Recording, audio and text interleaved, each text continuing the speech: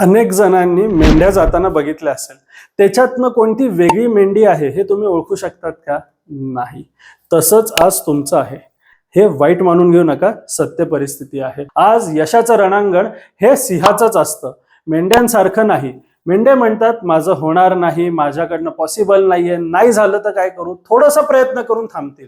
पण सिंह काय म्हणतो, मी करूनच दाखवेल. म्हणूनच तो जंगलाचा राजा असतो. आज एक्सपोर्ट इम्पोर्ट मध्ये पण हीच परिस्थिती आहे. सिंह मोजके आहेत आणि मेंढ्या भर भरून पडलेल्या आहेत.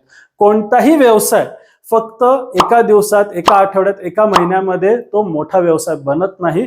त्यासाठी सातत्याने चिकाटीने तुम्हाला काम करावं लागतं. पराभव हा शब्द आपल्या डिक्शनरीमध्ये नाहीच पाहिजे. तुम्ही जर काही मेल करतात बाहेरला, कॉल करतात आणि त्यांच्याकडनं जर तुम्हाला रिस्पॉन्स येत नाहीये, सातत्याने करा.